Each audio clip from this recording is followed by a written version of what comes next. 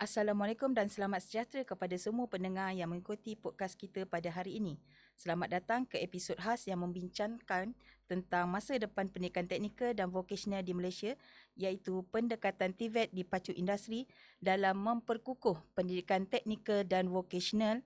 Saya, Atika Herma binti Basri, seorang guru RBT Sekolah Menengah, akan menjadi hos anda sepanjang sesi podcast ini. Pada hari ini, kita dapat melihat bahawa dunia pekerjaan sedang berubah dengan sangat pantas selari dengan perkembangan teknologi, revolusi industri 4.0, kecerdasan buatan atau AI, automasi dan digitalisasi. Oleh sebab itu, sistem pendidikan khususnya TVET perlu bergerak seiring dengan kehendak industri supaya pelajar yang dilahirkan benar-benar memenuhi keperluan pasaran kerja semasa. Pendekatan TVET di pacu industri menjadi sangat penting kerana ia bukan sahaja memberi fokus kepada teori pembelajaran tetapi juga memastikan kemahiran pelajar relevan dengan industri sebenar. Baiklah, sebelum kita memulakan perbincangan dengan lebih lanjut, saya ingin memperkenalkan panel-panel hebat yang bersama kita pada hari ini. Panel pertama ialah Encik Muhammad Kamal bin Sulaiman yang merupakan pegawai PPD Kelang dan mempunyai pengalaman luas dalam bidang pendidikan serta pembangunan kemahiran pelajar. Seterusnya kita ada Puan Zizi Azniza binti Muhammad, seorang guru cemerlang RBT dan ASK di sekolah menengah yang sangat aktif dalam pengintegrasian teknologi dan kemahiran digital dalam pembelajaran. Panel ketiga pula ialah Puan Nur Fazlin binti Haji Yusof, guru vokasional dalam bidang pelancongan yang banyak terlibat dalam latihan kemahiran dan kebolehpasaran pelajar TVET. Dan panel terakhir kita ialah Khaira Dia binti Abdul Rashid, bekas pelajar ijazah sarjana muda pendidikan sains rumah tangga UPM yang akan berkongsi perspektif sebagai graduan dan generasi muda terhadap hubungan industri dan pendidikan TVET. Terima kasih kepada semua panel yang sudi bersama kita pada hari ini. Jadi, tanpa melengahkan masa, kita mulakan dengan pusingan pertama iaitu apakah sebenarnya yang dimaksudkan dengan TVET di pacu industri? Boleh kita mulakan dengan panel pertama kita, Cikgu Kamal? Baik, terima kasih saya ucapkan kepada hos kita, Puan Atika. Bismillahirrahmanirrahim. Assalamualaikum warahmatullahi wabarakatuh. Dan salam sejahtera kepada semua. Baik, tajuk podcast kita pada kali ini sangat menarik, iaitu TVET di pacu industri. Jadi pada pandangan saya, TVET di pacu industri bermaksud sistem pendidikan ataupun kurikulum TVET itu sendiri yang dibangunkan berdasar kepada kehendak dan juga keperluan sebenar industri semasa. Dalam erti kata lain, Puan Atika, apa yang dipelajari oleh pelajar sama ada di universiti ataupun di mana-mana institusi pendidikan TVET perlulah selari dan kemahiran yang mereka pelajari itu diperlukan oleh majikan dan juga memenuhi pasaran kerja. Jika dahulu pembelajaran TVET ini tidaklah sepenuhnya dijalankan secara praktikal, maksudnya dari segi teori itu mungkin lebih banyak berbanding praktikal. Tetapi ketika sekarang ini kita memerlukan lebih banyak praktikal berbanding teori. Seperti mana contohnya kalau di college vocational, ketika ini dari segi pelaksanaan pembelajaran itu 70% adalah praktikal dan 30% adalah teori. Betul Cikgu Fazlin? Betul Okey. Jadi kita perlukan juga pelajar-pelajar yang mampu menyelesaikan masalah dan boleh terus bekerja apabila tamat pengajian nanti. Jadi oleh sebab itu institusi TVET perlu sentiasa bekerjasama dengan pihak industri bagi memastikan silibus, latihan dan teknologi yang digunakan sentiasa relevan. Jadi pendekatan ini sangat penting supaya graduan-graduan TVET ini tidak ketinggalan dan benar-benar bersedia menghadapi dunia pekerjaan sebenar. Puan Atika, itu pandangan saya. Betul, kita perlu sambut baiklah, industri perlu sambut baik graduan kita yang bakal bekerja untuk ke industri juga. Yeah. Betul? Betul. Okey, kita mendengar ulasan seterusnya daripada panel kedua kita iaitu Puan Zizi Azniza. Okey, terima kasih Puan Atika. Okey, Assalamualaikum semua. Salam sejahtera. Okey, bagi saya pula, TVET di pacu industri membawa maksud apabila kurikulum dan pembelajaran itu bergerak seiring dengan perkembangan teknologi semasa. Okey, kenapa saya kata demikian? Kerana dunia hari ini berubah sangat pantas, sangat cepat. Kita tak sempat nak kejar dia. Kalau kita ikut AI tu berubah 2 minggu, 2 weeks dah berubah dah. Dah tak sama yang 2 minggu lepas kan. Okey, so kat sini kita dapat lihat di mana perubahan tu berlaku sangat pantas dari digitalnya, AI, automasi, okey, dan juga termasuk teknologi pintar. Okey, jadi bagi saya pelajar TVET ni perlu didedahkan dengan kemahiran yang relevan dengan perubahan tersebut lah. Okey, sebagai guru RBT dan ASK juga, saya melihat pelajar sekarang ni perlu mempunyai kemahiran abad ke-21. Antaranya seperti kemahiran menyelesaikan masalah, kemahiran digital, okey, kemahiran komunikasi dan juga kreatif. Okey. Itu menunjukkan kita punya kebolehan murid kita, dan jika kurikulum tak ada penambahbaikan, maknanya ini tak seiring, mungkin menimbulkan masalah bila pelajar kita berada di industri nanti, sebab apa yang dia belajar di sekolah tak sama dengan keperluan yang industri nak. Itu saja dari saya. Betul, saya setuju. Pelajar kita perlu menjadi kreatif dalam untuk mendepani cabaran yang akan datang. Apa kata panel ketiga kita pula? Terima kasih Puan Atika. Okey, pada pandangan saya pengalaman saya mengikut pengalaman saya yang telah mengajar bidang pelancongan di qualificational selama 11 tahun.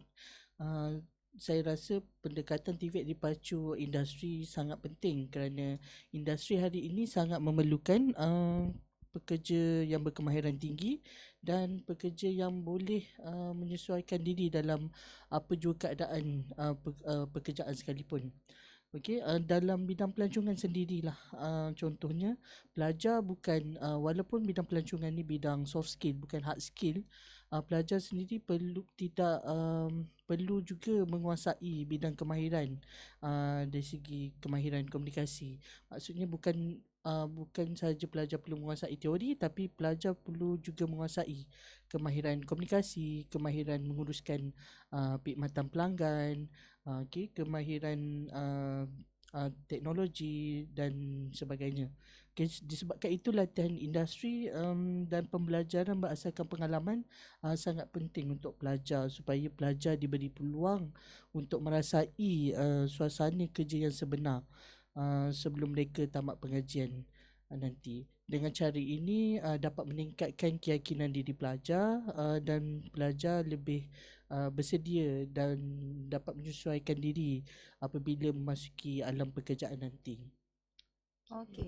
Bagaimana saya kalau nak tahu industri pelancongan tu sendiri menyambut baik pelajar-pelajar untuk membuat latihan industri di sana? Okey, menurut pengalaman saya memang kebanyakan contoh agensi pelancongan lah ya. Apabila pelajar pelancongan ni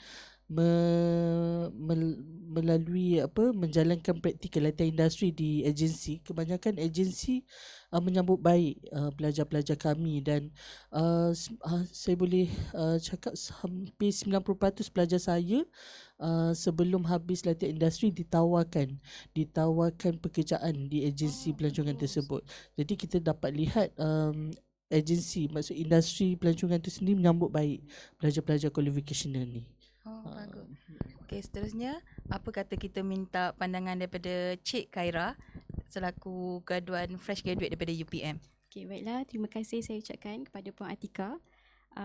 Pendekatan TVET di pacu industri iaitu membawa maksud TVET perlu bergerak seiring dengan kehendak industri ataupun kemahuan industri agar pelajar yang dilahirkan adalah seperti yang industri nak. Itu orang kata memenuhi keperluan pasaran kerja semasa lah.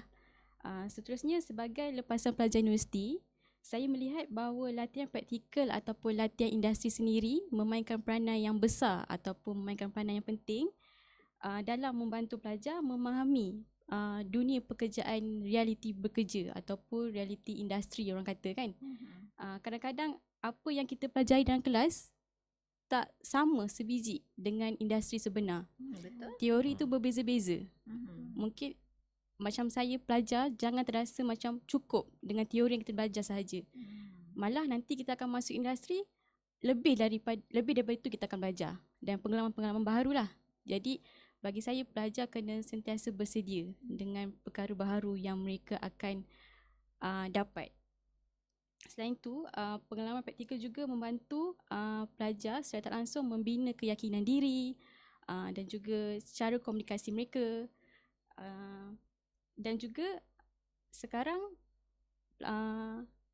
majikan ataupun industri bukan sahaja menilai akademik pelajar semata-mata ataupun menilai akademik graduan, tetapi mereka juga menilai daripada pengalaman dan kemampuan teknikal yang ada dalam diri mereka.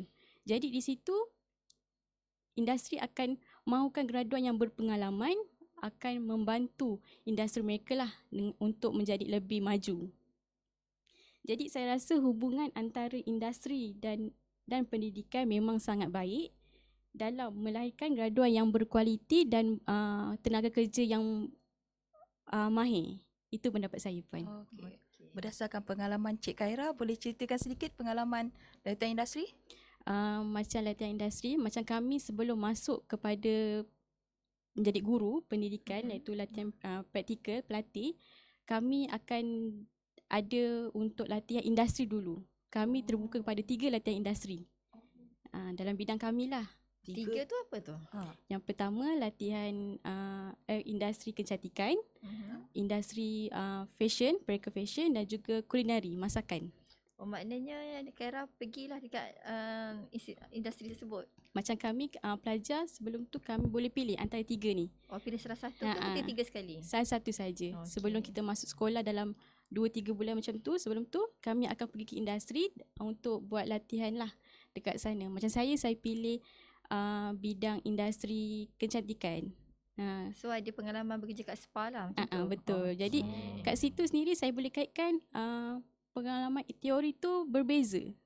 Dekat sana sendiri saya macam tak cukup dekat universiti saja, tapi kita akan top up, tambah lagi pengalaman baru dengan Maksud realiti. berubah tu adakah berubah sepenuhnya ataupun ada juga sikit ataupun dia macam boleh kita bagi peratus 70, 30 ke? Berubah tu maksud saya lebih banyak di realiti industri tu, lebih banyak berbeza lah. Macam dekat universiti mungkin cabaran ni tak banyak. Teori kami diajarkan kat sana Sebab tak berdepan dengan dunia sebenar dengan pekerjaan pelanggan kan. Dekat sana kita okey. sendiri kita boleh kena uruskan pelanggan tu, berhadapan dengan pelanggan sendiri daripada A sampai Z. Jadi kat situ saya pun macam ni realiti pekerja kan. Kita dari segi masa juga, orang kata sekarang generasi muda ni mungkin cabaran dia dari segi masa lah kot kan. Betul. Kita kena sentiasa bersedia lah dari segi masa, patuhi masa, macam tu lah. Bagus. Ulasan yang sangat menarik dan pengalaman yang sangat bagus daripada Cik Khaira. Baik, daripada perkongsian panel tadi, kita dapat lihat bahawa pendekatan TVET di pacu industri memang sangat penting dalam memastikan pendidikan selari dengan kehendak industri. Namun begitu, dalam usaha melaksanakan pendekatan ini, pasti terdapat beberapa cabaran yang dihadapi oleh pihak sekolah, institut pendidikan dan juga industri sendiri. Jadi saya ingin meminta pandangan panel tentang apakah cabaran utama dalam pelaksanaan TVET di pacu industri ini. Okey, dipersilakan panel pertama, Encik Muhammad Kamal. Baik, terima Untuk kasih. mengulas. Terima kasih Puan Atika. Baik, apakah cabaran utama kita di dalam pelaksanaan TVET di pacu industri? Sebenarnya cabarannya sangat banyak ya. Namun begitu kita fokus kepada cabaran utama yang lebih besar lah, di mana saya melihat cabaran utama dia adalah jurang teknologi. Jurang teknologi antara institusi pendidikan dan juga industri sebenar. Di mana kadang-kadang teknologi yang digunakan di sekolah ataupun di mana-mana institusi TVET masih belum setanding dengan teknologi yang digunakan di syarikat ataupun di industri semasa. Seperti mana Cik Khaira cerita tadi kan, masih lagi belum setanding dan saya rasa jurangnya pun sangat ketara kan Cik Khaira kan. Jurangnya sangat ketara sebenarnya. Jadi perkara ini menyebabkan pelajar mungkin kurang terdedah kepada teknologi terkini sebelum memasuki alam pekerjaan, realiti pekerjaan, dunia pekerjaan yang sebenar lah. Jadi selain daripada itu juga, perubahan teknologi berlaku dengan sangat cepat, sangat drastik dan institusi pendidikan memerlukan kos yang sangat-sangat tinggi. Jadi untuk mengemaskini peralatan untuk institusi pendidikan update mengikut keperluan semasa, jadi itu memerlukan kos yang memang sangat tinggi. Jadi kerjasama yang sangat kuat dan erat kita perlukan antara pihak industri dan juga institusi pendidikan supaya jurang ini dapat kita kurangkan. Jadi itu pandangan saya, Puan Atika. Okey, penjelasan yang sangat jelas. Kalau kita tengok contoh pun kita nampak kita punya peredaran teknologi. Panel kedua cakap, Puan Zizi cakap, teknologi berubah dari semasa ke semasa dengan sangat pantas. Kita tengok dari segi teknologi kereta sendiri. Kita tengok sekarang. Dulu kita pakai enjin, sekarang kita dah kepada teknologi elektrik. So, kita nampak macam mana kita nak menempani masalah dari segi kekangan teknologi, kekangan dari segi kos tu semua. Apa kata kita dengar pandangan panel kedua kita pula. Okey, terima kasih ya. Saya sangat setuju dengan Cikgu Kamal tadi. Okey, selain tu cabaran seterusnya iaitu kekurangan peralatan moden.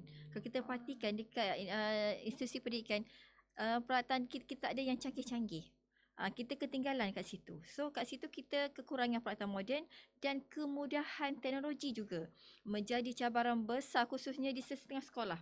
Sebab tak semua sekolah memiliki aset tersebut. Okey, sebab apa ada sekolah yang masih mempunyai kekangan dari segi bajet, dari segi kemudahan untuk sediakan peralatan yang setanding dengan industri nak. Okey, tak di mana kita punya aset kat sekolah tu tak sama apa yang industri guna untuk bekerja nanti. Okey, kat situ beza dah, nampak jurang dia. Okey, so sedangkan pelajar kita ni perlu diberi pendedahan kepada teknologi yang sebenar supaya mereka lebih bersedia berada di industri, di alam pekerjaan nanti. Okey, sebagai guru, kita ni sentiasa sedaya upaya untuk mencuba menggunakan pendekatan yang kreatif dalam pengajaran kita. Tetapi sokongan dari segi kemudahan dan teknologi juga sangat penting bagi memastikan pembelajaran yang lebih efektif dan juga relevan. Okey, boleh saya tanya Puan Zizi, Boleh. macam mana untuk mendepani masalah teknologi tu dalam kita untuk mengajar anak didik kita, dalam kita nak tunjukkan contoh macam mana teknologi tu sendiri dekat dunia sebenar? Okey, seperti yang Cikgu Kamal cakap tadi, saya sangat setuju bila kita ada hubungan strategik dengan pihak-pihak industri sendiri. Mana tak salah kalau industri berkolaborasi dengan institusi pendidikan. Industri masuk dalam industri pendidikan supaya kita bila di institusi pendidikan sendiri, industri membawa masuk teknologi dia, so tak ada isu nanti bila pelajar keluar bekerja dia dah biasa dah gunakan teknologi tersebut. Betul. Okay. Itulah tujuan kita sebenarnya. Kita nak menarik industri itu masuk ke dalam bidang pendidikan. Betul. Untuk membantu kita mengurangkan kos bagi kerajaan untuk membantu pendidikan ini untuk kita melahirkan graduan yang lebih kompetitif di masa akan datang. Kompeten. Ya, betul. Okey, boleh kita dengar pandangan seterusnya bagi panel ketiga? Okey, terima kasih. Okey, pada pendapat saya pula, tadi rakan-rakan panel memberi pandangan bahawa teknologi merupakan cabaran. Utama saya setujulah. Okey, tapi kita jangan lupa lihat daripada segi persiapan pelajar tu sendiri. Okey, pelajar bila di institusi pendidikan, okey, macam pelajar saya di peringkat college, mereka belajar tentang teori dan amali, tapi apabila masuk ke industri, ke alam pekerjaan sebenar, adakah sama apa yang mereka belajar di college dan industri? Itu boleh jugalah kita kaitkan, memang boleh kita kaitkan dengan teknologi tersebut lah, sama ada teknologi tu diaplikasikan dekat college ataupun tidak. Maksud bila pelajar pergi ke dunia pekerjaan sebenar, supaya mereka tak terkejut lah bila mereka perlu menggunakan, contoh macam pelajar pelancongan saya perlu menggunakan sistem tiketan. Okay, yang ada dekat industri tu tak sama apa yang kita ajarkan dekat college kadang-kadang. Sebabkan itulah kekurangan bajet dan sebagainya kat situ. Okay, ada lagi juga selain itu, apabila pelajar belajar teori dan amali di college dan apabila di industri, mereka tak tahu di mana patut mereka mempraktikkan teori dan amali tersebut, sebab tak sama bila memasuki alam pekerjaan yang sebenar dengan belajar di di college. Okay, sedangkan dalam industri, pelajar juga perlu belajar yang macam saya belajar kemahiran komunikasi, dari segi disiplin kerja, bagaimana mereka perlu communicate dengan rakan kerja, dengan majikan, dengan pelanggan. Itu semua kita tak belajar di college. Jadi benda tu juga menjadi kadang-kadang menjadi culture shock lah kepada pelajar. Jadi kat sini saya ulas dari segi persiapan diri pelajar tu sendirilah, apabila dorang nak masuk, apabila mereka nak masuk ke dalam industri pekerjaan. Jadi latihan industri, pendapat saya, latihan industri perlu diperkasakan lagi dengan bantuan daripada industri sendiri dan pihak-pihak berkepentingan yang lain lah, supaya pelajar mendapat pengalaman yang lebih menyeluruh sebelum mereka tamat pengajian nanti. Saya setuju. Maksudnya pelajar memang betul kena mempersiapkan diri dari awal lagi. Okey, boleh kita dengar seterusnya daripada pandangan Cik Khaira kita? Okey, bagi saya pula kemahiran insaniah ataupun orang kata soft skill kan, dalam kalangan pelajar masih perlu lagi banyak dipertingkatkan. Lagi-lagi kalau kita sedia maklum generasi sekarang lah kan, macam generasi saya, orang kata generasi muda ataupun Gen Z. Generasi strawberry Strawberry macam sekarang. Pada masa kini, majikan bukan sahaja mencari pekerja yang kemahiran teknikal, tapi juga pekerja yang mampu berkomunikasi dengan baik. Berkomunikasi secara dua hala, berkomunikasi secara berhadapan dengan kelompok besar maupun kelompok kecil. Sebab ini adalah, sebab kita dah masuk industri kan, jadi kita perlu berkomunikasi dengan orang ramai.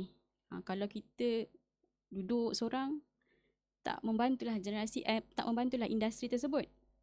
Selepas tu, dah tentulah kalau kita dah bekerja dalam ramai, mestilah mampu, graduan ataupun pelajar tersebut mampu bekerjasama dalam pasukan. Kita dalam dunia pendidikan maupun industri luar pun, dan mana-mana pun kita kena dalam pasukan untuk menjayakan sesuatu industri tersebut. Dan sikap profesional tu memang kena adalah dalam graduan. Itu mungkin menjadi cabaran jugalah, banyak cabaran kita anak muda sekarang.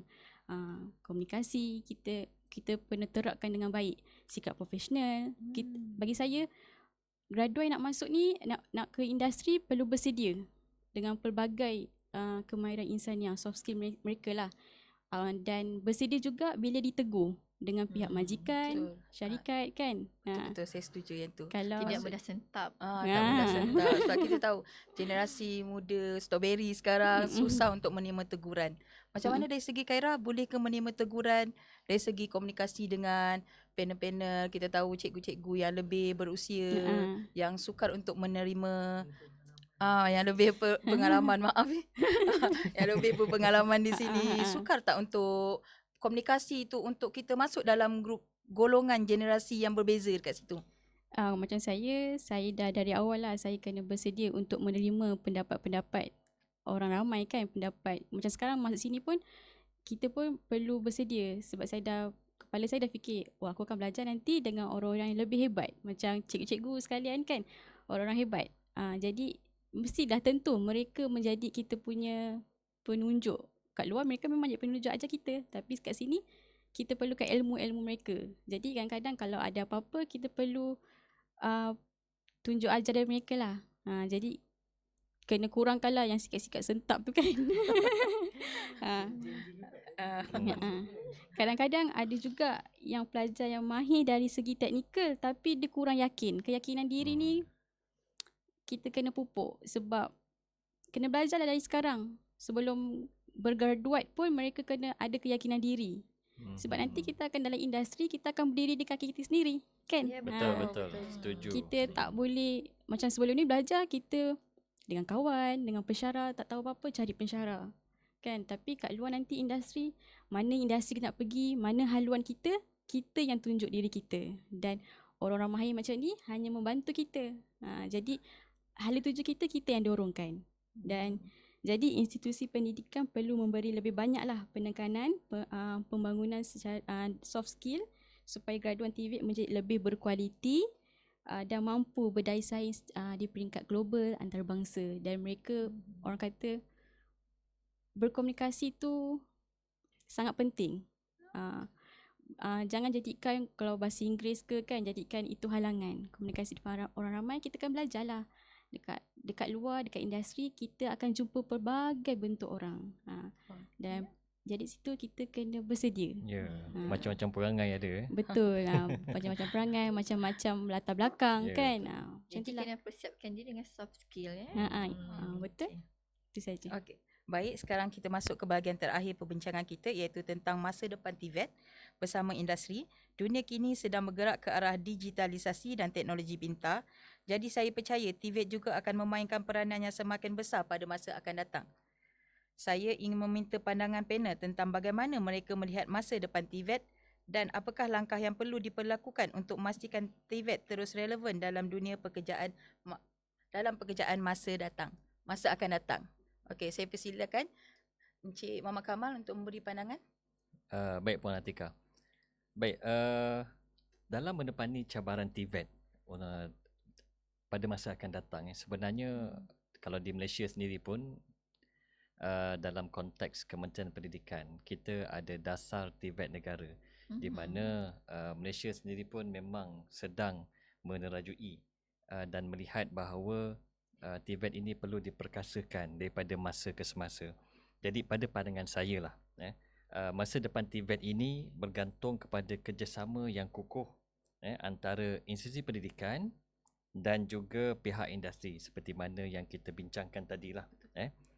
Hubungan ini perlu kita perkasakan lagi supaya pelajar-pelajar mendapat latihan yang benar-benar mencukupi dan memenuhi keperluan semasa industri. Ini yang sangat penting sebenarnya. Dan industri juga perlu memainkan peranan dengan membantu dalam pembangunan dan juga pembentukan kurikulum itu sendiri. Di mana pihak industri perlu menyediakan latihan, persediaan dan perkongsian teknologi kepada pelajar-pelajar maupun juga guru-guru dan juga pensyarah-pensyarah di institusi latihan pendidikan. Jika kerjasama ini kita dapat laksanakan dan terus diperkukuhkan, insya-Allah saya rasa dan saya percaya graduan TVET akan menjadi lebih berkualiti dan juga lebih mudah mendapat pekerjaan pada masa hadapan. Okey. Saya setuju dengan apa yang Encik Muhammad Kamal katakan. Apa kata kita dengan pandangan Puan Zizi Azniza pula? Okay, terima kasih Puan Atika. Okey, pada pandangan saya melihat masa depan TVET ni akan semakin berkait rapat dengan AI, dengan digitalisasi, automasi kan. Okey, oleh sebab itu pelajar TVET itu sendiri perlu bersedia menghadapi perubahan teknologi ini. Perubahan yang sangat pantas.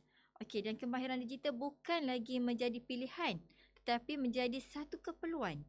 Satu keperluan dalam hampir semua sektor pekerjaan saya rasa.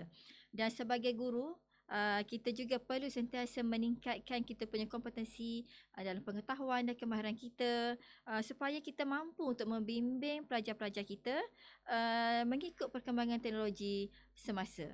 Okey, jika TVET jika TVET berjaya bergerak seiring dengan teknologi semasa, saya percaya bidang ini akan menjadi semakin penting dan semakin dihargai oleh masyarakat. Jadi Puan Zizi memang mengesyorkan ataupun memberi pelajar menggunakan semua digital yang kita ada sekarang dari segi Kita teknologi menggalakkan. kan, dari segi chat GPT-nya. Betul. Dan Dan- cikgu-cikgu sendiri dan saya di sekolah pun saya sendiri yang mengajar cikgu-cikgu tu supaya meningkatkan kompetensi mereka, supaya mereka lebih orang kata bersedia lah untuk Dan tidak keterbelakang daripada ya, sentiasa ke depan, up to date. Ada ChatGPT 5.0 terus kita bagi. Betul, kita nampak kerajaan pun sediakan Ya. dengan Gemini Yang untuk sekarang cikgu-cikgu. GC11, GC11 tu free kan cikgu. Jadi semua kalau boleh semua cikgu-cikgu wajib ada GC11, GC11 tu. Jadi Dan telah Gemini Educator tu sekali. Yang dah tu wajib sekarang. dah lepaslah sijil tu Puan Zizi. Dah, Alhamdulillah. of course. Dah lama dah lepas. Sentiasa up to date lah ni ya. Ya, Ah. kita kena up to date. Up to date. Ikut trend. Bukan generasi Z je kan. Okay. Okey, terima kasih Puan Zizi. Seterusnya kita ke panel seterusnya Puan Nur Fazlin untuk memberikan pandangan. Okey, baik Puan. Terima kasih. Okey, bagi saya TVET sememangnya mempunyai masa depan yang sangat cerah. Kerana industri sentiasa memerlukan pekerja mahir. Itu kita tak dapat nafikan lah. Okay, macam saya sendiri yang di peringkat qualificational, saya sendiri sebagai salah seorang guru yang terlibat dalam pembinaan kurikulum, di mana pemetaan kurikulum di qualificational kami sangat mengikut industri, di mana kami membuat pemetaan dengan NOS supaya kita punya kurikulum di qualificational mengikut peredaran yang berlaku dalam industri. Apa jua bidang sekalipun. Okey, jadi kita betul-betul nak ikut rentak industri sebab kita nak menyiapkan pelajar kita memenuhi keperluan industri. Okey, pada masa akan datang peluang pekerjaan memang akan banyak terutama dalam bidang teknikal, hospitality, pelancongan, okey, dan teknologi. Dan saya percaya bidang-bidang ini juga akan terus berkembang maju. Jadi pelajar TVET sebenarnya mempunyai peluang kerjaya yang sangat luas jika mereka mempunyai kemahiran yang berkualiti dan sikap diri yang baik. Okey, apa yang penting pelajar perlu sentiasa ada rasa ingin belajar untuk meningkatkan keupayaan diri sendiri, kebolehan diri sendiri, supaya mereka dapat memenuhi kehendak industri yang sentiasa berubah daripada semasa ke semasa. Oh, penerangan yang menarik. Pertama kali saya mendengar perkataan NOS tu. Adakah NOS tu sendiri akan bertukar dari setiap kali peredaran masa peredaran teknologi tu sendiri? Okey, NOS untuk pengetahuan semua, NOS akan dikemaskinikan setiap 5 tahun. 5 tahun sekali. Yes, 5 tahun sekali. Itu wajib. Jadi kami pun di peringkat qualificational, kami kena update kita punya kurikulum mengikut NOS. Jadi misal kata NOS dah 5 tahun digunakan, dia akan dijumutkan. Maksudnya tidak relevan lagi untuk dipakai sebab lah kita sedia maklumkan industri sangat berkembang cepat. maju cepat kan, sangat cepat kan, paling dari segi teknologi dan sebagainya kan. Jadi lepas 5 tahun kita baru kita kemaskinikan lagi. Sebab apa? Sebab kita nak siapkan pelajar kita betul-betul mengikut keperluan industri. Okey, terima kasih. Apa pula pandangan Cik Khaira? Saya pula melihat TVET ini merupakan sebagai platform yang mampu melahirkan tenaga kerja secara global. Mereka mampu pergi ke peringkat antarabangsa. Dengan perkembangan teknologi dan dunia tanpa sempadan pada hari ini, seperti panel-panel kita kongsikan, dunia hari ini bergerak sangat pantas, sedang bergerak dengan pantas kan. Jadi industri dan TVET akan mengikut perkembangan teknologi hari ini untuk bersiap sedia untuk melahirkan tenaga mahir yang mengikut perkembangan industri hari ini dan juga yang relevan lah orang kata. Okay. Graduan TVET bukan sahaja boleh bekerja dalam negara tetapi juga mampu bekerja di peringkat antarabangsa. Mereka juga relevan dengan pendidikan di Malaysia ini, mereka mampu pergi jauh. Bukan setakat di Malaysia, bukan hanya ada peluang di sini, tapi mereka ada peluang yang cerah di luar sana. Itu macam saya katakan tadi, mereka yang halakan diri mereka. Kita banyak guide-guide yang ada di Malaysia ini kan, tenaga mahir, profesional yang kita ada. Tapi mereka boleh pilih untuk pergi ke peringkat antarabangsa, untuk pergi lebih jauh. Macam Puan Zizi kan, beliau merupakan cikgu cemerlang. Tak Dan adalah, biasa je. dan pergi ke luar negara untuk melihat dunia TVET di sana Ya, kan. betul. Boleh tak kongsikan sikit? Okey. Macam burik kita kan. Tak apa, boleh Sama sikit boleh tau sikit, kita, boleh kita sikit dengar kot. pengalaman. Pengalaman kita pergi ke sekolah teknik di Jepun, di Chiba Asahi Jepun tu. Itu memang beza lah. Memang beza kalau yang kita bincang tadi pasal jurang teknologi tu, yes. Dia orang memang seiring dengan teknologi semasa. Sebab apa? Kalau kita punya sekolah teknik, kita baiki kereta, kita pakai kereta apa? Masih proton kot Proton. Masih rasanya. proton. Tapi dia pakai kereta apa tahu? Yang terkini punya electric vehicle Maksudnya tau. Tesla ada di Yes. sana lah. Memang saya tengok, wah, dan kereta tu kereta baru. Bukan kereta yang dah second hand, no. Kereta dalam plastik lagi.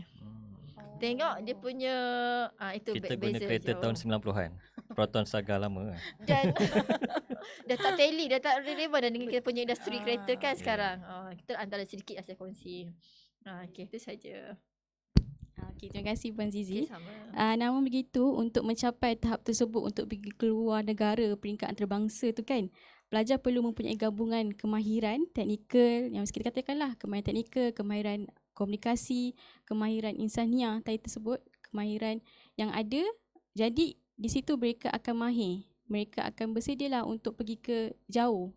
Jadi jika semua pihak bekerjasama dalam memperkasakan TVET, saya yakin graduan TVET Malaysia mampu bersaing dengan negara-negara maju lain. Itu saja Puan. Okey, terima kasih Cik Khairah. Alhamdulillah, banyak perkara yang sangat menarik telah dikongsikan oleh semua panel kita pada hari ini. Jelaslah bahawa pendekatan TVET di pacu industri memainkan peranan yang sangat penting dalam memastikan pendidikan teknik dan vocational terus relevan dengan kehendak industri dan perkembangan teknologi semasa. Kerjasama antara institusi pendidikan dan industri perlu terus diperkasakan supaya pelajar mendapat pengalaman, kemahiran dan pendedahan yang sesuai dengan dunia pekerjaan sebenar. Selain kemahiran teknikal, pelajar juga perlu bersedia dengan kemahiran komunikasi, teknologi dan kemahiran kreatif supaya mahu bersaing dalam era revolusi 4.0. Saya berharap perbincangan kita pada hari ini dapat membuka mata masyarakat tentang kepentingan TVET dalam pembangunan negara dan melahirkan lebih ramai tenaga kerja mahir yang lebih berkualiti pada masa hadapan. Terima kasih kepada semua panel atas perkongsian yang sangat bermakna dan terima kasih juga kepada semua pendengar yang mengikuti podcast kita pada hari ini. Semoga kita berjumpa lagi dalam episod akan datang. Sekian, terima kasih dan salam sejahtera.